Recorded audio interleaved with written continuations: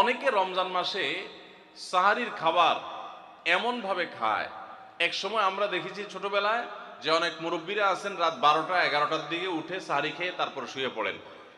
এটা যেমন একটা ভুল ছিল, সাহারি হলো শেষের দিকে খাওয়া উত্তম, ওনারা খাইতেন আগে। অতিরিক্ত সতর্ক যেটাকে বলে, এত আগে কেন খায়? যে শেষের দিকে খাইলে রোজা হয় না, না হয় জন্য 12টার সময় 4-5 ঘন্টা আগে খেয়ে ধুয়ে দিলাম। এটা হলো বেশি সতর্ক হওয়া। বেশি সতর্ক হওয়া বুঝেন? এক লোক দোতলা শুয়ে আছে ফ্লোরে, তো একটু পর পর মাথা উপরের দিকে উঠে ফেলতেছে। কেউ জিজ্ঞাসা করলো কি ব্যাপার, তুমি কি এমন কেন করতেছো? ফ্লোরে শুয়ে আসো চিত হয়ে, একটু বড় মাথা উঠাও কেন? তো লোকটা বলল, নিচের ফ্লোরে একজনে সুই সুতা দিয়ে কাপড় সিলাইতেছে, তো এইভাবে সেলাই করে টান দেন উপর দিকে। তো বলে যে সতর্ক থাকতে তো দোষ নাই, যদি ফ্লোর ভেদ করে আমার মাথা লাগে, এই জন্য মাথা উঠে ফেলতেছে। তো এটা অতিরিক্ত সতর্কতা হলো না? সতর্কতা ভালো, কিন্তু অতি সতর্কতা ভালো না। সাহারি অনেকে রাত 12টা-1টার সময় খান, এটা হলো অতিরিক্ত সতর্কতা। এত বেশি ভালো না, এত অতিরিক্ত সতর্ক হওয়া বরং নিষেধ।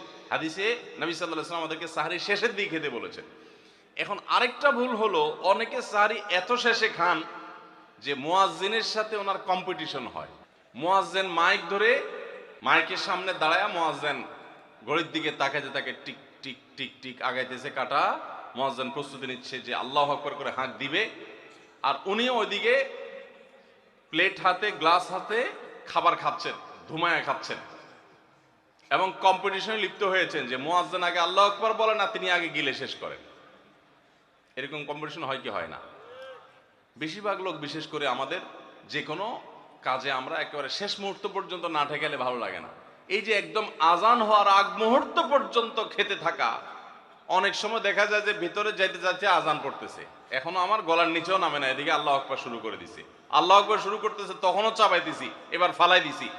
দেরিতে সাহারি খাওয়া সুন্নাত, এর মানে এই না যে এত দেরি করবেন যে মুয়াজ্জিনের সাথে আপনি চোর পুলিশ খেলাবেন। এত দেরি করা এটা অবশ্যই সুন্নাহ নয়। নবী করিম সাল্লাল্লাহু আলাইহি সাল্লাম সাহারি খেয়ে শেষ করার পর ফজরের নামাজ পড়তেন, মাঝখানে 50 আয়াত পড়ার মতো গ্যাপ থাকতো। 50 আয়াত, 50 আয়াতের গ্যাপ মানে হলো 5 থেকে 7 মিনিট এভারেজ, এরকম গ্যাপ তিনি দিতেন, তারপর তিনি নামাজ পড়তেন। তো এই জন্য ভাইরা আমার, আমরা বলতে পারি যে 7 নম্বরের ভুল হলো, আমরা অনেকেই রমজান মাসে সাহারির খানা খেতে খেতে একেবারে আজান পর্যন্ত ঠেকাই দিই। এত দেরি করা আবার ঠিক না। অনেকে গোসল ফরজ হলে মনে করেন যে এই অবস্থায় সাহারি খাওয়া যায় না, এটা ভুল ধারণা।